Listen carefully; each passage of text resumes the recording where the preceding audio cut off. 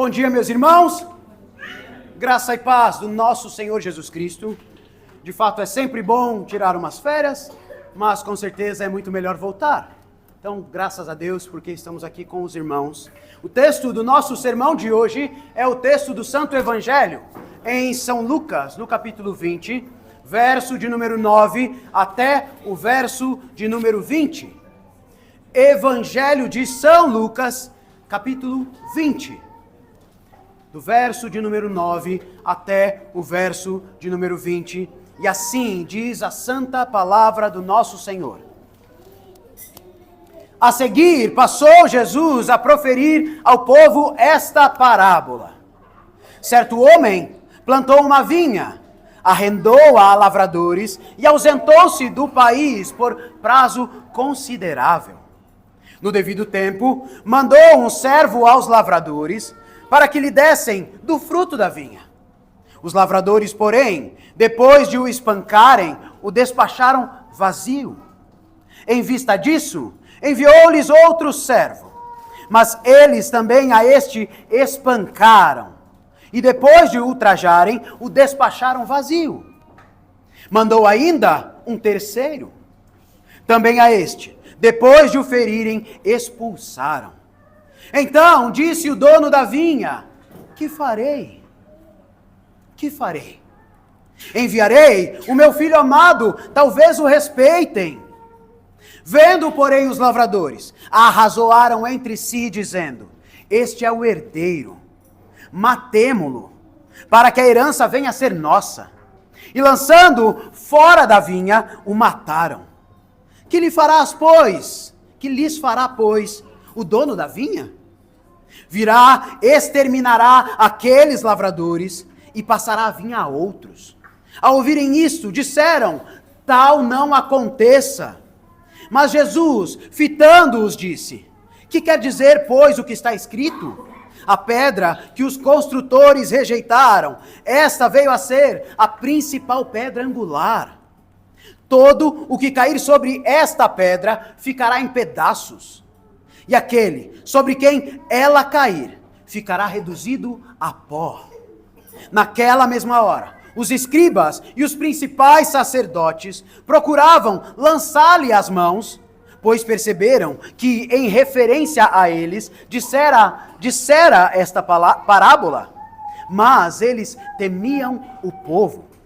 Observando, subornaram emissários que se fingiam de justos para verem se o apanhavam em alguma palavra, a fim de entregá-lo à jurisdição e à autoridade do governador. Meus irmãos, esta é a santa palavra do Senhor para nós no dia de hoje. Vamos ao nosso Deus em oração. Misericordioso Deus, que as palavras da minha boca e a meditação dos nossos corações sejam agradáveis na tua presença, nosso Senhor, rocha nossa, nosso Redentor. Amém. Meus amados irmãos, Jesus está no templo e tudo o que acontece ali é carregado de significado. O templo, meus irmãos, é o coração de Israel. O coração de Israel. O lugar onde Deus habita com o seu povo, o lugar onde os sacerdotes ministram, o lugar onde os sacrifícios são oferecidos, e o lugar onde a história de Israel é contada através da adoração, através da liturgia, e a presença de Deus é totalmente visível àquele povo. Mas agora, meus irmãos, Jesus não apenas ensina no templo, mas ele age como o dono daquele lugar. É assim que Jesus age. Não apenas ensinando no templo, mas como o dono daquele lugar. Jesus purifica o templo. Jesus expulsa os cambistas, os comerciantes do templo. Jesus confronta os sacerdotes e assume então para si prerrogativas que pareciam excessivas até mesmo para um profeta. Até mesmo para um profeta.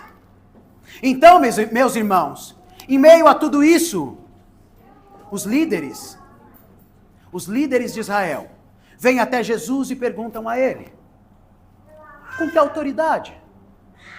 Com que autoridade fazes estas coisas? Essa é a pergunta que as autoridades fazem a Jesus no início do capítulo. Com que autoridade você faz essas coisas?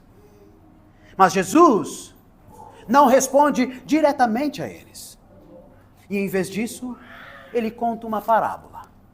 Ele nos conta uma parábola. Uma história que revela a raiz do conflito entre Jesus e os líderes de Israel. E que nos mostra, meus irmãos, a grande questão diante não apenas de Israel, mas diante de cada um de nós. Será, meus irmãos, que nós somos parte de uma vinha, de uma videira infrutífera? Ou será que nós realmente estamos produzindo frutos para o reino de Deus? Essa é a pergunta. Somos parte de uma vinha infrutífera? Ou será que nós estamos produzindo frutos dignos do reino de Deus? Temos dado frutos para a vinha do Senhor? Ou será que ao longo do tempo nós nos tornamos estéreis? O verso de número 9 diz assim: a seguir, passou Jesus a proferir esta parábola, dizendo: certo homem plantou uma vinha, arrendou-a a lavradores e ausentou-se do país por prazo considerável. A parábola, meus irmãos, começa com um homem que planta uma vinha, arrenda a lavradores e vai para longe. É isso que ele faz. E a imagem é clara a nós. O homem é Deus, a vinha é o povo de Israel, a nação de Deus naquela época. E o trabalho dos lavradores, os líderes do povo de Deus, mas também todos os fiéis, é cultivar essa vinha. É produzir frutos para o dono. A história de Israel, meus irmãos, é a história de Deus preparando todas as coisas para habitar com o seu povo. Essa é a história de Israel. Deus preparando uma casa, Deus preparando uma habitação, Deus preparando um lugar para habitar com o seu povo. Ele liberta Israel do Egito, ele oferece a terra prometida, ele concede a lei para que eles pudessem viver em santidade, se apartando dos pagãos. Eles recebem o sacerdócio, que permite que agora eles possam se achegar a Deus. E eles recebem o templo. Deus faz de Israel uma nação santa. Deus faz de Israel um reino de sacerdotes. Uma luz para os gentios. Uma verdadeira casa. Um jardim cultivado. Mas o fato é que, como nós sabemos muito bem, algo dá errado. Algo dá muito errado. Os lavradores começaram a agir como se eles fossem os donos da vinha. Foi assim que os lavradores começaram a agir. Como se eles fossem os donos da vinha. Eles esqueceram que eram apenas arrendatários, inquilinos. Eles esqueceram que eram servos. Eles esqueceram que eram servos. Eles quiseram a vinha para si, mas não quiseram dar ao Senhor os frutos que lhe eram devidos. Queridos irmãos,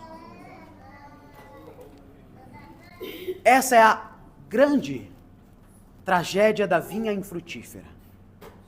Não é apenas uma falha moral daqueles homens, não é apenas uma falha moral de Israel, não é apenas uma falha moral nossa, mas é uma verdadeira traição à história de Deus. Estamos traindo a história de Deus, o pacto de Deus, a história de Deus ao longo do tempo. Deus planta a sua vinha com propósito, com um propósito claro. Mas o que ele encontra? Uma vinha que se recusava a produzir. Uma vinha que só marcava a presença. Essa tinha se tornado a vinha do Senhor. A vinha que deveria produzir frutos, mas que agora só marcava a presença. Isso se tornou a vinha do Senhor. E quando Deus vem para cobrar os frutos, eles não apenas dizem: ó Senhor, eu tentei. Ah, Senhor, estava muito difícil. Ah, Senhor, eu queria, mas eu não sabia como. Esses lavradores, eles não apenas fazem isso, mas eles rejeitam a mensagem e rejeitam o mensageiro. É isso que eles fazem. Versos 10 a 12 dizem assim: no devido tempo mandou um servo aos lavradores para que lhe dessem do fruto da vinha. Os lavradores, porém, depois de o espancarem, olha só o comportamento. Eles não apenas dão uma desculpa, mas eles o espancam, o agridem. E despacham o vazio. Em vista disso, o Senhor então envia um outro servo. Mas a este também eles espancaram e depois de o ultrajarem, o despacharam vazio. E ele manda então mais um terceiro. Mas também a esse, depois de o ferirem, o expulsaram. O dono da vinha, meus irmãos, envia servos para recolher os frutos da vinha, mas os lavradores os espancam e os expulsam de mãos vazias. Ele envia então outro, e acontece o mesmo.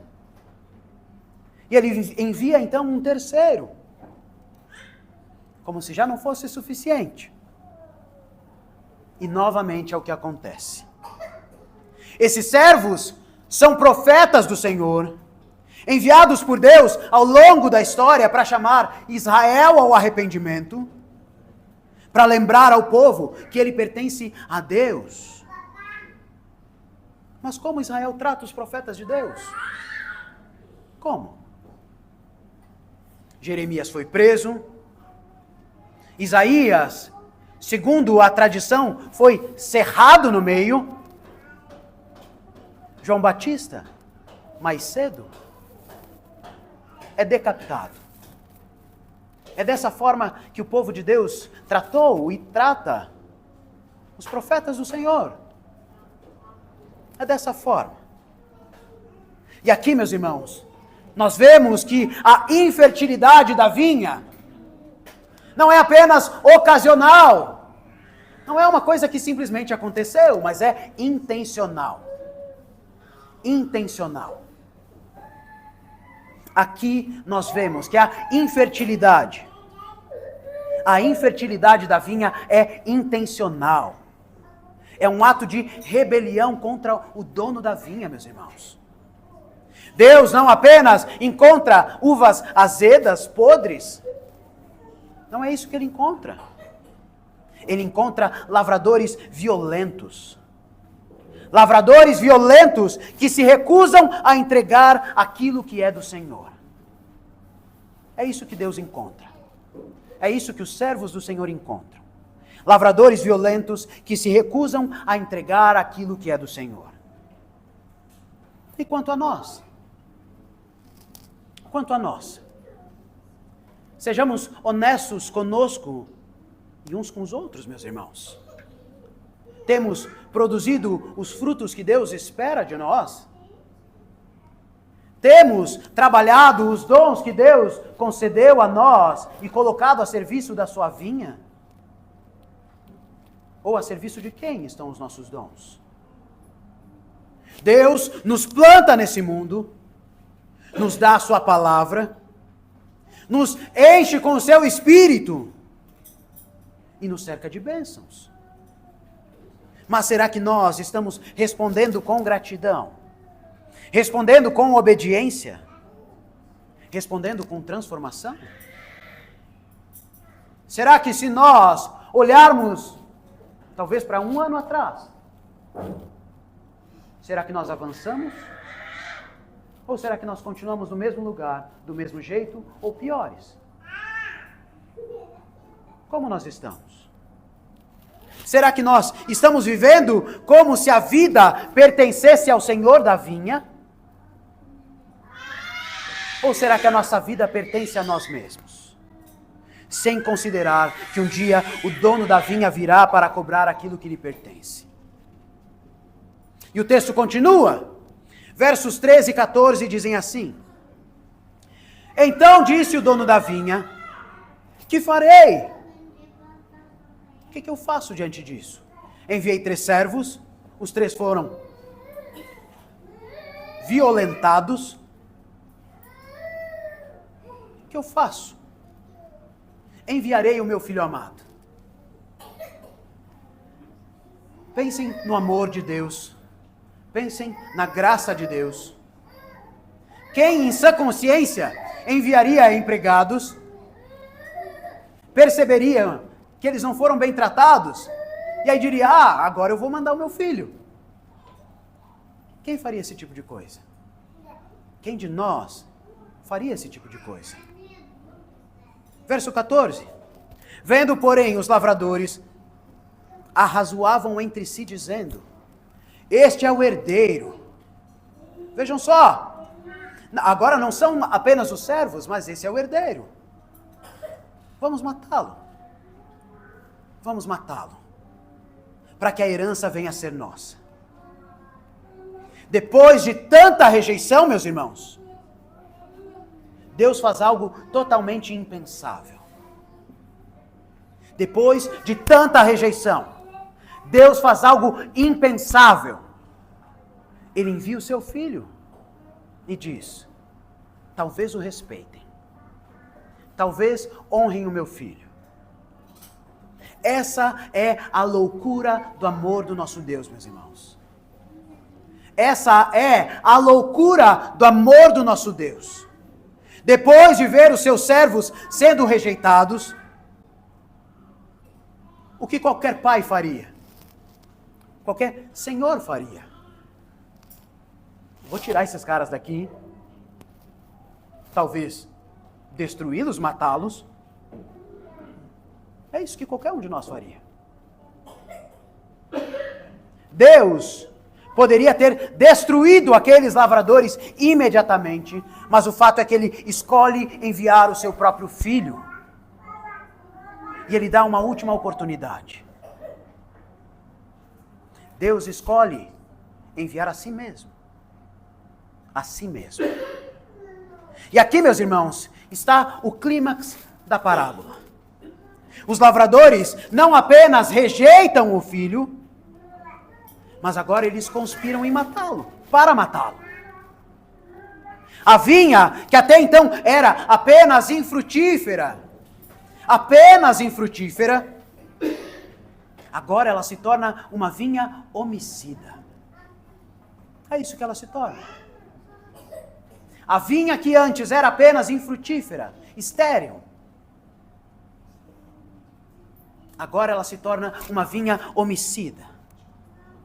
Este é o herdeiro, vamos matá-lo para que a herança seja nossa. Os lavradores querem o reino, mas eles não querem o rei. Os lavradores querem a vinha, mas eles não querem o dono. Os lavradores querem a herança, mas eles não querem o herdeiro. E aqui, meus irmãos, está o coração do nosso pecado. O coração do pecado humano. Nós queremos as bênçãos de Deus, mas nós não queremos nos submeter à sua autoridade. É assim que nós somos. Queremos as bênçãos de Deus, mas não queremos nos submeter à sua autoridade, à autoridade da sua vinha. Nós queremos os dons de Deus, mas não queremos o doador. Nós queremos fazer parte de uma bela e organizada vinha, mas nós não queremos oferecer os frutos. Não queremos. Essa é a raiz da infertilidade espiritual. Essa é a raiz da infertilidade espiritual. Mas vejam, meus irmãos, a misericórdia do nosso Deus. Ele envia o Filho sabendo que ele seria rejeitado. Cristo foi lançado para fora da vinha, crucificado fora dos muros de Jerusalém, para que nós, antes inimigos ingratos, pudéssemos ser enxertados na videira verdadeira. Isso é o que Deus fez. Nós, que não éramos povo de Deus, nós que éramos inimigos de Deus, pelo seu Filho, fomos enxertados na videira verdadeira. A vinha estéril seria transformada num novo jardim, regada pelo sangue do Senhor, regada pelo sangue de Cristo. E o texto continua, versos 15 a 18, dizendo assim: e lançando fora da vinha, o mataram. Que lhes fará, pois, o dono da vinha? Virá, exterminará aqueles lavradores e passará a vinha a outros. Ao ouvirem isso, disseram: que isso não aconteça. Tal não aconteça. Mas Jesus, olhando-os, fitando-os, disse: que quer dizer, pois, que está escrito? A pedra que os construtores rejeitaram, esta veio a ser a pedra principal, a pedra angular. A pedra que os construtores rejeitaram veio a se tornar, veio a se manifestar, a pedra principal, a pedra angular. Todo o que cair sobre essa pedra ficará em pedaços, e aquele sobre quem ela cair ficará reduzido a pó.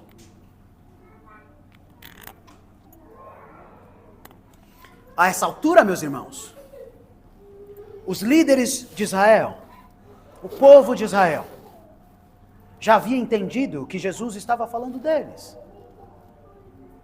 A essa altura, eles já haviam compreendido sobre quem era aquela parábola. Eles eram os lavradores infiéis, e Cristo Jesus, aquele que estava diante deles no templo, era o Filho, o herdeiro daquela vinha. Mas o fato é que, em vez deles se arrependerem, o que aconteceu? O coração deles endureceu ainda mais. Isso que aconteceu. A essa altura, os líderes e o povo de Israel já haviam entendido que Jesus estava falando deles. Eles eram os lavradores fiéis. Ele, Cristo Jesus, era o Filho. Mas em vez de se arrependerem diante do Filho, eles endurecem o coração ainda mais. E o que o dono da vinha faria? Destruiria os lavradores e daria a vinha a outros. Deus julgaria Israel e entregaria o seu reino a um novo povo, a sua igreja, composta de judeus e gentios. Judeus e gentios. O templo seria destruído, a liderança de Israel seria removida, a vinha seria dada a novos lavradores, os apóstolos, a igreja, o novo Israel de Deus, e a pedra rejeitada se tornaria a pedra angular, o fundamento do novo templo espiritual de Deus, edificado em Cristo Jesus. Meus irmãos, essa parte da parábola, infelizmente, ou felizmente, não se aplica apenas a Israel. É sobre cada igreja, é sobre cada família, é sobre cada lar, é sobre cada vida que se recusa a frutificar para o Senhor. É sobre isso. Essa parte da parábola não se aplica apenas a Israel. É sobre cada igreja, sobre cada casa, sobre cada família, sobre cada vida. que se recusa a dar frutos para o Senhor. Se somos uma vinha infrutífera, o que nos resta é sermos cortados.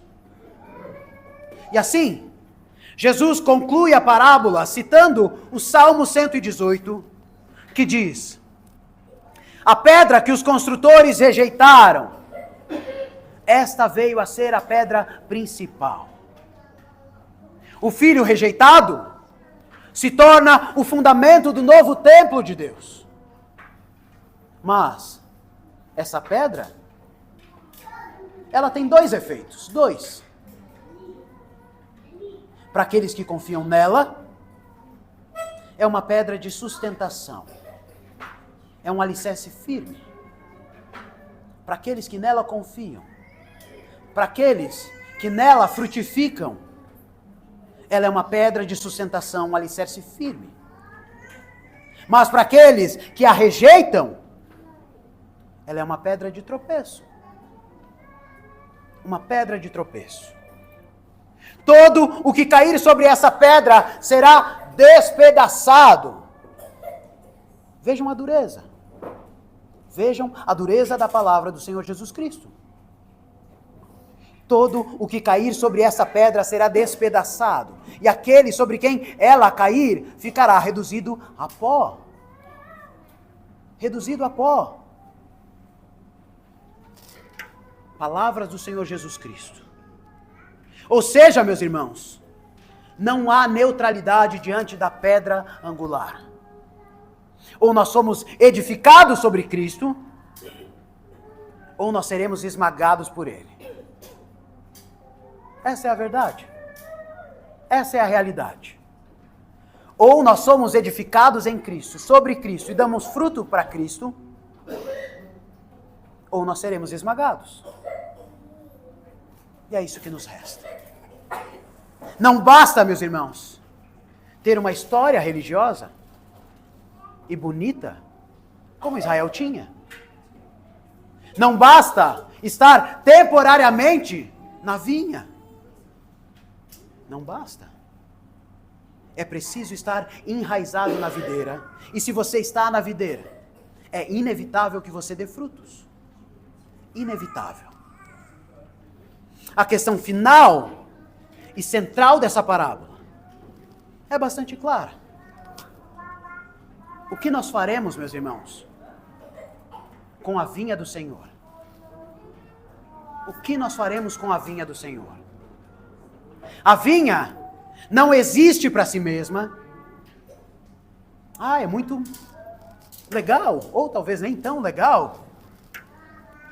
Mas é bom fazer parte do povo de Deus. É bom cultuar ao Senhor. Mas esse não é o fim. Não é o propósito da igreja. Não é o propósito do povo de Deus.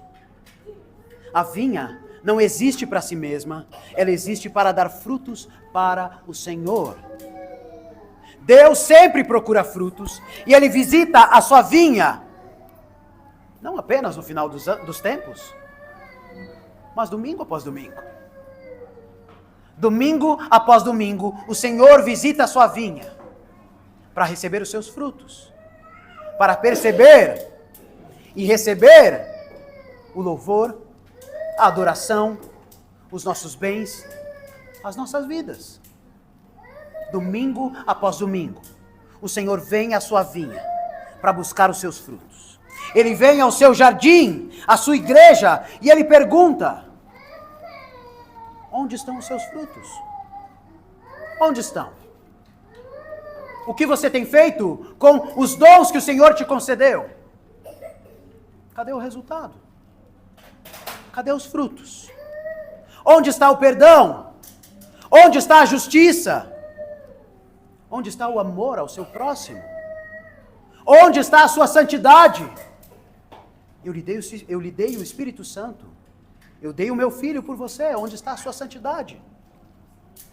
Onde está a sua obediência? Portanto, meus irmãos, para concluir, que o Senhor não nos encontre infrutíferos. Que Ele veja em nós a abundância de frutos, mas não fruto nosso, mas fruto da videira verdadeira que é Cristo. Por isso, meus irmãos, não basta apenas evitar o pecado, não basta apenas evitar pecados escandalosos, é preciso produzir fruto, é preciso produzir virtude, é preciso produzir graça. Não basta ser moralmente neutro, é preciso ser espiritualmente frutífero. Quem permanece em mim e eu nele, esse dá muito fruto. É a palavra do Senhor, é a promessa do Senhor.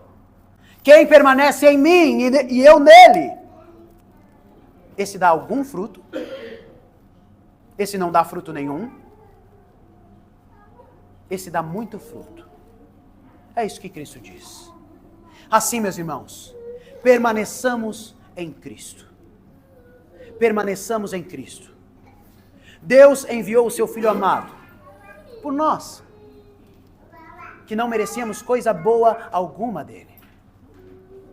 Deus enviou o seu Filho para morrer por nós, com certeza, mas para ressuscitar por nós, para que nós pudéssemos ter uma nova vida.